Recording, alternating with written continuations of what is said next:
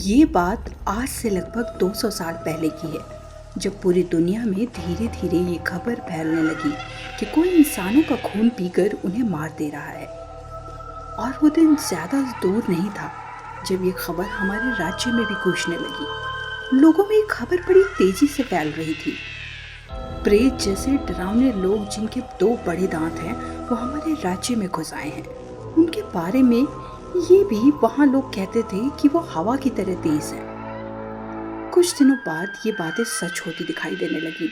एक दिन एक लड़की अपने कमरे में सो रही थी, तभी वहाँ प्रेत जैसा दिखने वाला एक प्राणी उसके घर में घुस गया। उसके बाद वो प्रेत उसको अपनी हवस का शिकार बनाकर उसके गले को काट देता है और उसका खून चूस कर उसे मार डालता है। उसके बाद तो जैसे ये सिलसिला ही शुरू हो गया। आए दिन किसी न किसी आदमी या औरत की लाश मिलती थी। हर लाश के गले पर दांत के निशान मिलते थे। तब सभी ने ये प्रेत जैसे दिखने वाले प्राणियों का नाम रक्त पिशाच रख दिया। ये तो बस रक्त पिशाचों की कहर की शुरुआत थी। पिशाचों के डर से अब रात में लोगों ने बाहर निकलना भी बंद कर दिया था, क्योंकि पिशाच रात को ही बाहर आते थे। पिशाचों को जो लड़की या औरत पसंद आती, वो उसे अपनी हवस का शिकार बनाकर उसका खून पीकर उन्हें मार डालता था, जिससे फिर वो औरत या आदमी इंसान नहीं रहते थे। वो उनके साथ ही चले जाते थे और उन्हीं पिशाचों की तरह पिशाच बनकर इंसानों का खून पीते थे।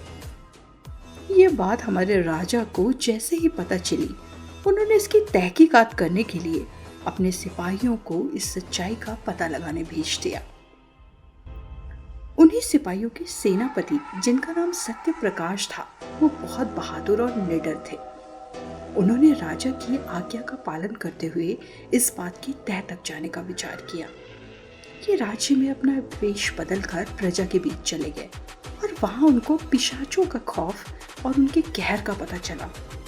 इस बात में कितनी सच्चाई है या नहीं, ये जानने के लिए उन्होंने 5 सिपाहियों को जंगल में भेज दिया। उन्हें लगा कि शायद कोई खूंखार जानवर हमारे राज्य में घुस आया है। जंगल में चारों तरफ सन्नाटा और अंधेरा था। जब वो 5 सिपाही जंगल में थोड़ी दूर पहुंचते हैं, तो उन्हें किसी इंसान के चीखने की आवाज सुनाई दी। वो उस आवाज के पीछे दौड़ कर जाते हैं और वो देखते हैं कि कोई उस इंसान का खून पी रहा है। जब सुबह होती है तो सिपाही वापस नहीं आते। तब सेनापति सत्य प्रकाश को ये बात खटकती है और इस बात का पता लगाने के लिए वो खुद ब खुद उस जंगल में जाते हैं। उन्हें वहां उन 5 सिपाहियों की लाशें अलग अलग जगह पर खून से लथपथ मिलती हैं।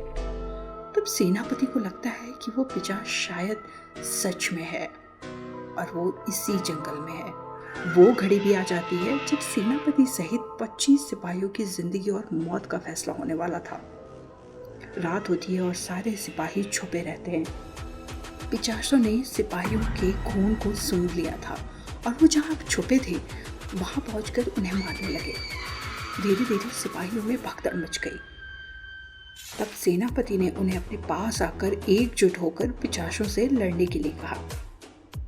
जब बचे सिपाही सेनापति के पास आकर खड़े हुए तो उनकी गिनती 25 से 13 हो चुकी थी। उसके बाद एक सिपाही को जमीन से पेड़ों के बीच खींचकर पिशाच ले जाने लगे।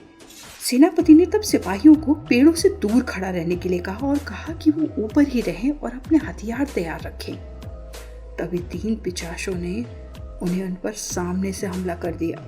सिपाहियों ने अपनी पूरी ताकत से उनसे लड़ने की कोशिश की, पर उनके हथियार उन रक्त पिशाचों के आगे कुछ भी नहीं थे। उन पिशाचों ने एक एक करके सेनापति से सारे सिपाहियों को खत्म कर दिया।